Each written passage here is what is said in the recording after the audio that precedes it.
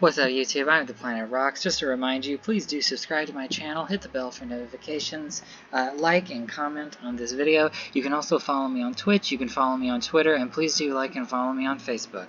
So without further ado, let's begin our route of Chess of Blades. After staring contemplatively out of my window for a few minutes, I head into the hallway, slowly closing the door behind me. Today's the last day of the celebration, so it's the only chance I have to catch the murderer and clear my aunt's name. I'll try to investigate some more and find something that'll give me a hint as to who framed Valora and how. And then tomorrow I'll finally be able to flee this hellhole and head back home to where I belong. I'm going to seriously think twice before ever leaving this house again. I make way from the guest rooms to the upper level of the main hall, hearing the chattering of voices growing steadily louder.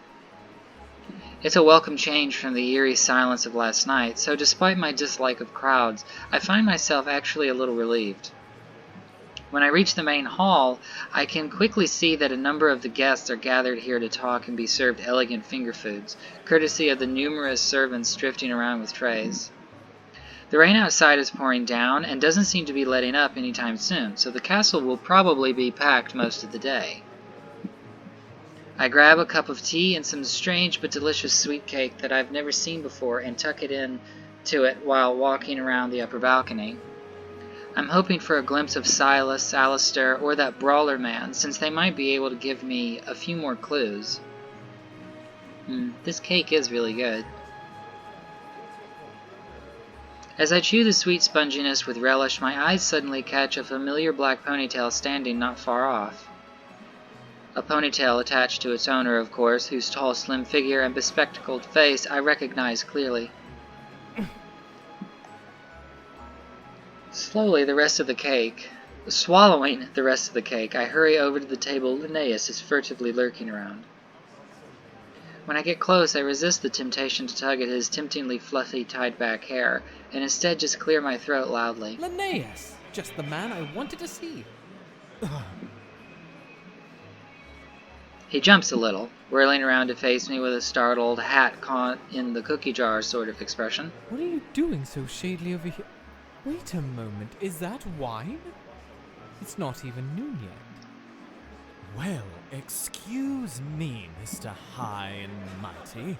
If you had to detain your own king's blasted advisor, you'd be drinking your pain away too. In his hand, Linnaeus holds a half-empty glass of wine, and it looked like he was about to reach for the bottle when I snuck up on him. Besides, I'm just getting a brief break from trying to solve this ridiculous affair. I'm not looking forward to questioning your old witch of an aunt, let me tell you. Ah, at least we agree she's an awful old lady then. But I assure you, Linnaeus, there's no way she could be a murderer. You must know that.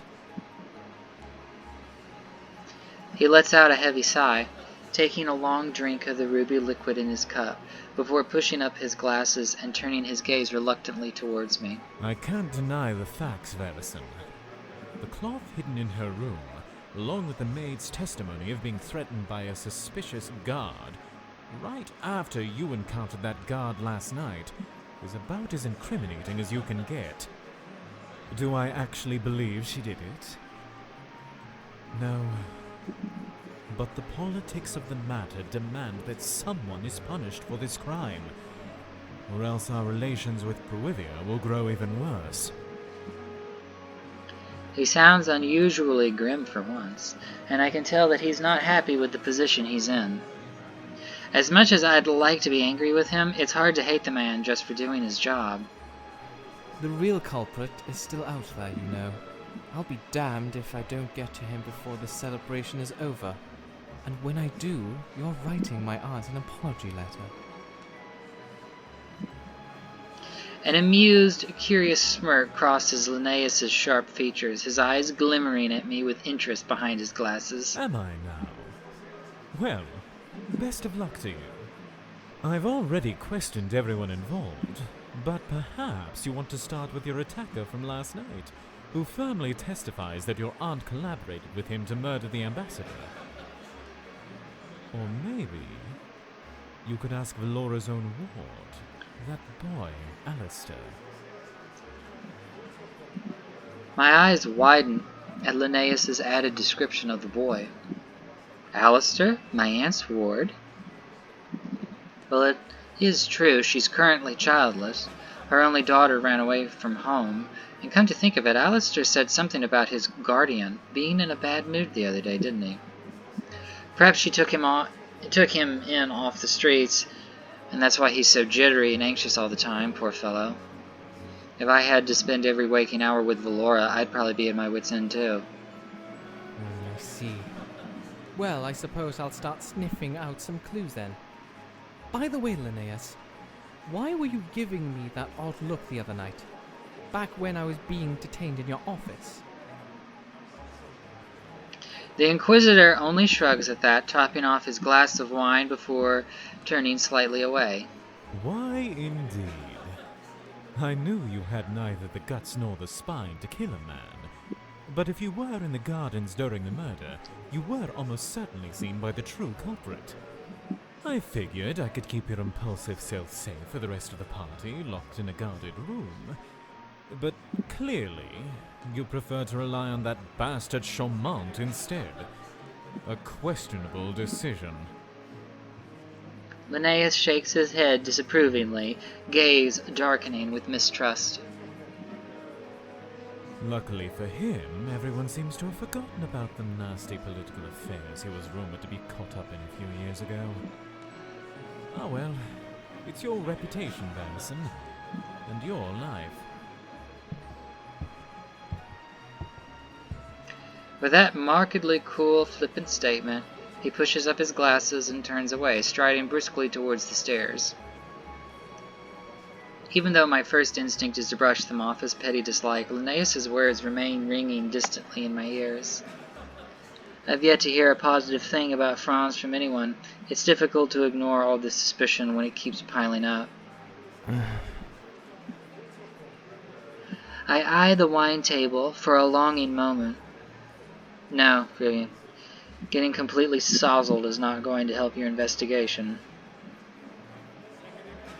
Taking a deep breath to stiffen my self-control, I turn away and force myself down to the lower level. More importantly, I need to see about meeting with Alistair or that blasted guard. Although, there is something I hadn't even considered before. What if by some chance there's still a clue around the place of the crime? Assuming that's the gardens where the ambassador was found, surely there won't be anyone wanting to snoop outside in the rain either. It's a bit of a long shot, but this seems like one of the few opportunities I have to try it. I casually make my way over towards the garden exit, trying not to look particularly out of place.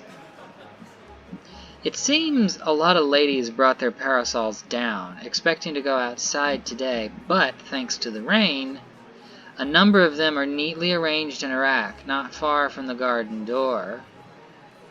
I make sure no one's directly observing me, then make a subtle reach for one of the parasols. They're not exactly the most weatherproof things, but it's better than just getting outright soaked.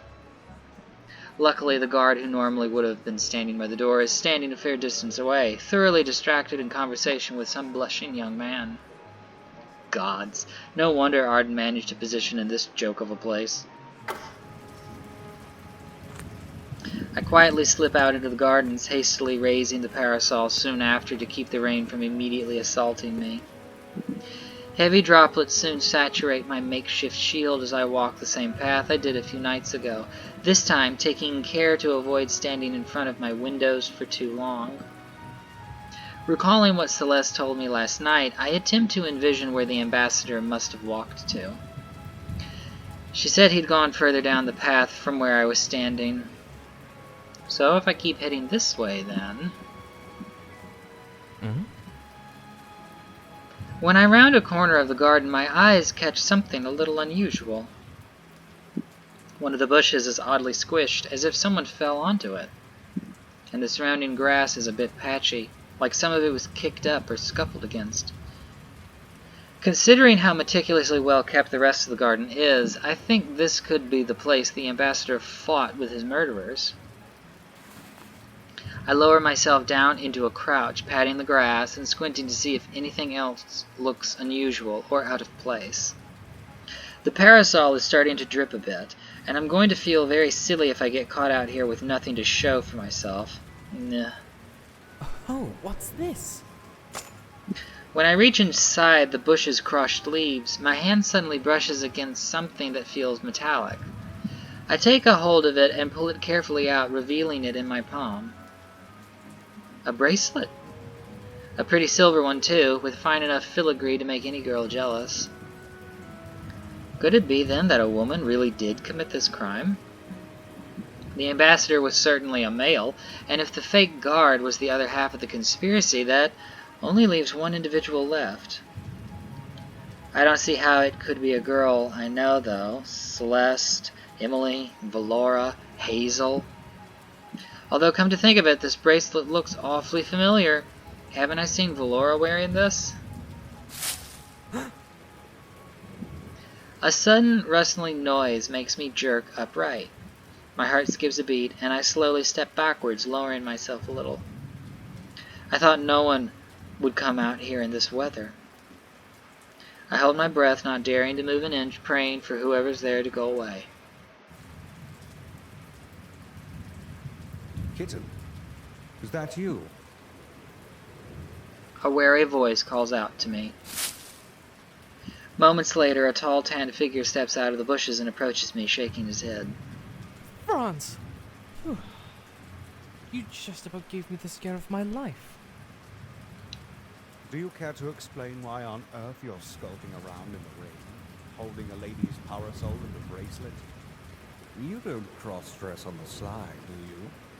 Come to think of it, I'd love to see you in a skirt, if I'm being honest. I barely managed to resist the urge to crack my soaked parasol over Franz's head, and instead just glare at his delighted smirk. Ignoring your bizarre conclusions, I was looking for any clues that could help out our search.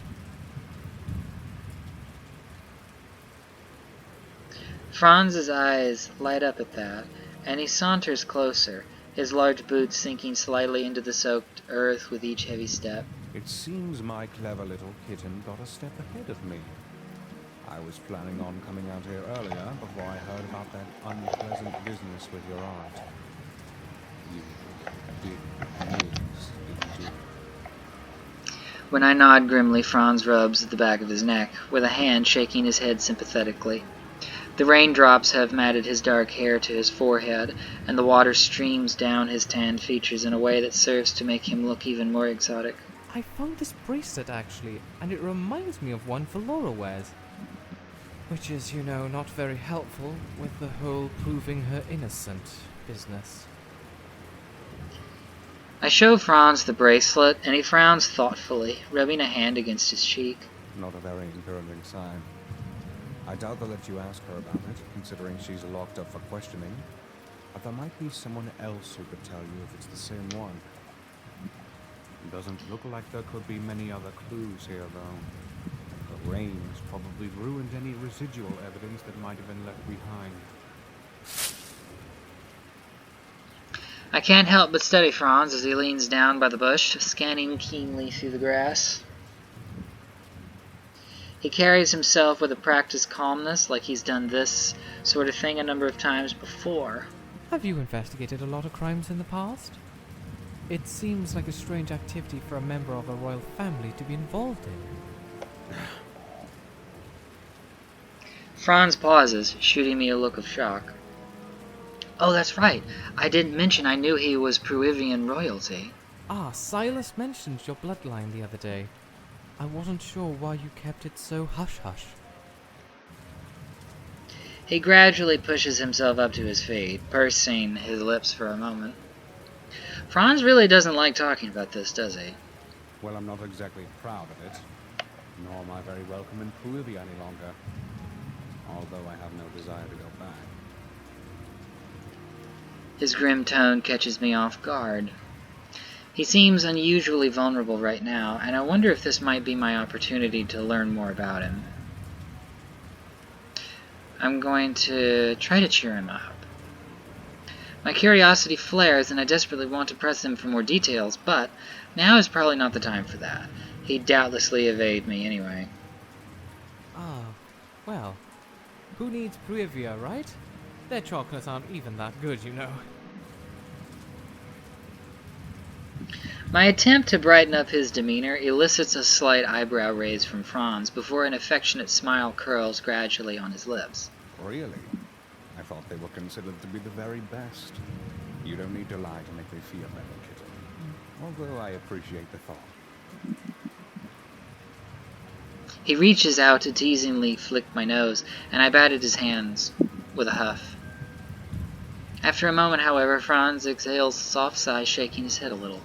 Since you've already learned about my family, I suppose I could tell you that, well, I knew the Peruvian ambassador. He was an awful man. His voice darkens a little once more, and he runs his fingers through his rain-slicked hair. He was awful? Surely you were a little glad when you discovered he was snuffed out then. He deserved it, certainly. What frightens me more, though, is that I'm starting to think the disciples didn't murder him just because of his status. Which means they may have another target as well. My confusion deepens as Franz glances off into the distance, seemingly musing to himself more than anything. I've guessed for a while that he knows more about this case than he's letting on, but there must be a reason why he's avoided divulging it all to me. Ignore my ramblings. I'm just getting paranoid from being wrapped up in this mess. His demeanor quickly lightening again, Franz ducks under my parasol, which is barely big enough for me, let alone both of us, and curls an arm around my waist. Let's go back inside, shall we? Unless you want to try kissing in the rain. Yes, let's go inside, that is, not kiss. Stop making that face at me. Franz chuckles at my flushed cheeks as we head back towards the castle.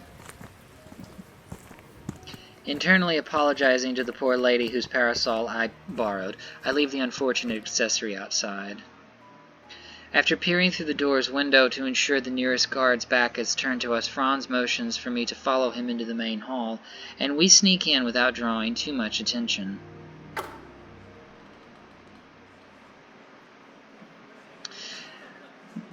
I think I'm going to call it right there, guys. Thank you so much for joining me. I am the Planet Rocks. Be sure to hit the bell for notifications. Subscribe to my channel. You can also like and comment on this video. You can follow me on Twitch and on Twitter. Please do like and follow me on Facebook as well. Again, I am the Planet Rocks, and I will see you next week.